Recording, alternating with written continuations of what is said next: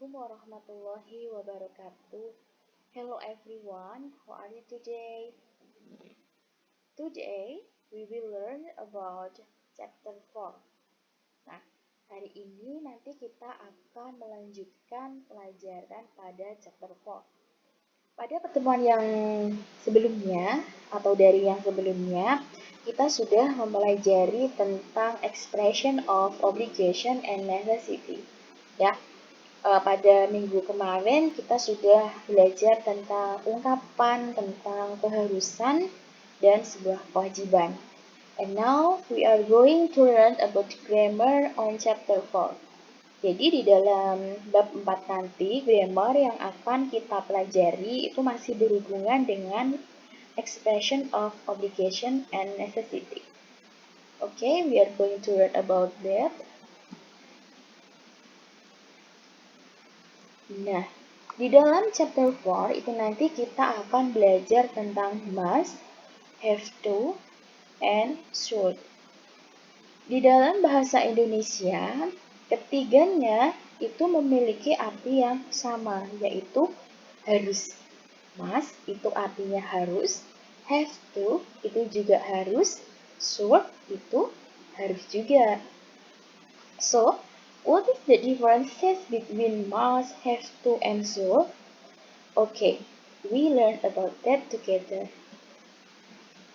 For the first one, we are going to learn about the function. Must, have to, and should to state or talk about obligation, necessity, advice, and suggestion. Jadi, sebelum kita membedakan antara must, have to, dan should, kita harus tahu dulu functionnya, fungsinya, atau pengertiannya juga ya. Must, have to, and should itu untuk menyatakan atau membicarakannya tentang obligation, necessity, advice, and suggestion. Untuk membicarakan tentang keharusan, kewajiban, nasihat, ataupun sebuah saran. Itu functionnya. And then, the differences between must, have to, and should. Nah, kita akan mempelajari tentang perbedaannya sekarang.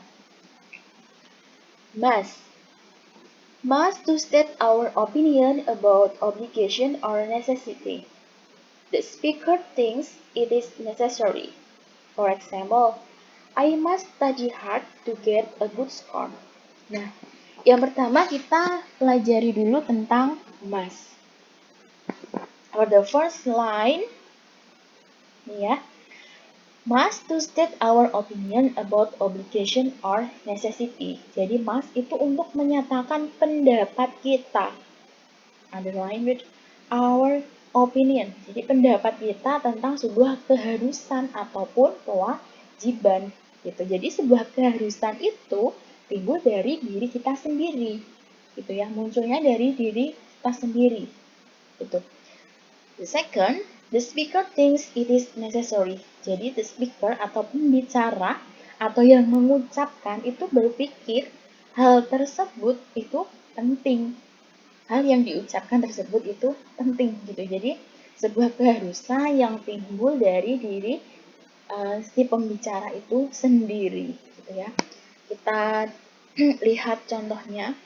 I must study hard to get a good score. Saya harus belajar dengan giat untuk mendapat sebuah skor yang bagus gitu. Jadi di sini harus di sini itu dia timbul dari keinginan dia sendiri. Saya harus belajar giat biar mendapatkan nilai yang bagus. Itu kan keinginan kalian sendiri ya, atau opini-opini kalian sendiri gitu. Timbulnya dari diri kalian sendiri. Itu yang penggunaan must. The second, have to. Have to is to state about the rules set by the authority. Someone else thinks it is necessary. For example, I have to drink the medicine from the doctor.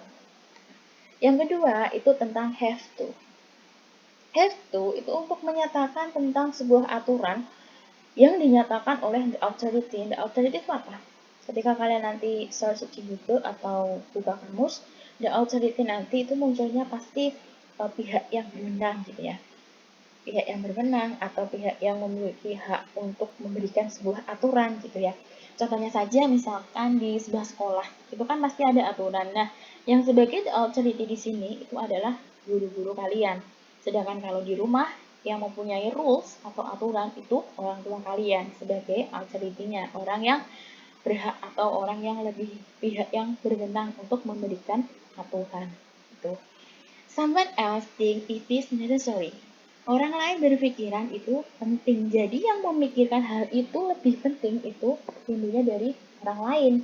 Gitu. Kalau have to tadi itu kan sebuah keharusan yang timbul atau muncul murni tuh dari diri kalian sendiri. Sedangkan kalau have to itu karena adanya sebuah aturan dari orang lain gitu. Kalian disuruh gitu loh ya. For example, nah kita coba pahami dari contoh ini. I have to drink the medicine from the doctor. Saya harus minum obat itu dari dokter. Dan kamu di sini memang harus minum obat tersebut dari dokter. Nah, sebelum adanya statement ini, itu kan pasti sebelumnya kamu going to the doctor ya, pergi ke dokter. Kemudian kalian berobat, kemudian kalian diberikan obat. Nah, obat itu harus diminum, pasti pesannya dokter seperti itu kan. Jadi yang sebagai the authority di sini itu adalah the doctor yang memiliki rules. Jadi saya harus minum obat tersebut dari dokter gitu. Kalau saya tidak minum obat, ya saya nanti tidak sembuh. Jadi saya harus minum obat dong. Nah, itu kan sebuah keharusan, tapi keharusan itu tadi kan karena adanya perintah dari orang lain gitu ya. Kamu disuruh gitu lah. Disuruh orang lain untuk melakukan suatu keharusan. Itu kalau have to. Sedangkan kalau must kan timbul dari diri kalian sendiri. Sampai sini bisa dipahami? Oke, for the last is about should. Should state about suggestion. For example, you look so tired. You should take a rest now. Nah, yang terakhir itu tentang should. Should ini dari pengertiannya, should to state about suggestion. Apa itu suggestion? Sudah sering saya jelaskan dulu ya di materi-materi sebelumnya. Jadi should itu untuk menyatakan tentang sebuah saran gitu. Jadi penggunaan should itu lebih pada kalian menyarankan teman-teman kalian atau orang-orang di sekeliling kalian. Jadi should di sini itu bisa diartikan seharusnya atau sebaiknya gitu ya. Ini arti dari should itu sendiri karena di sini dia fungsinya untuk menyarankan gitu. Kita lihat contohnya. You look so tired. You should take a rest now. Kamu terlihat sangat lelah. Kamu seharusnya istirahat sekarang. Nah, itu kan sebuah saran ya. Ini should di sini harus, tapi karena dia di sini about suggestion lebih condong ke sebuah saran. Jadi kamu seharusnya istirahat sekarang. Gitu. Jadi ini yang terakhir. Sampai di sini sudah bisa dipahami? Ya, saya simpulkan dari ketiga grammar ini antara must, have to, should itu secara intinya must itu sebuah keharusan yang timbul dari dalam diri kalian sendiri, yang muncul dari diri kalian sendiri. Saya harus pinter. Nah, itu contohnya must.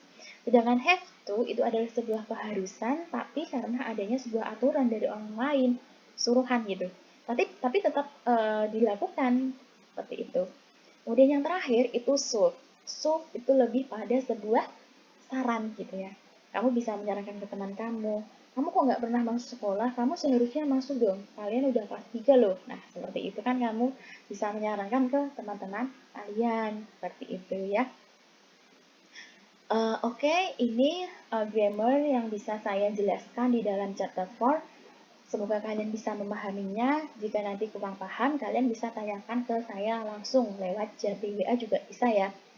Untuk latihan soalnya nanti akan saya share lewat grup masing-masing. Kemudian nanti jangan lupa dikerjakan semaksimal mungkin dan tolong dipahami arti dari setiap kalimatnya. Itu sangat mudah sekali jika kalian mau berusaha. Nothing is impossible. Do your best to get the best. Okay, thank you for today.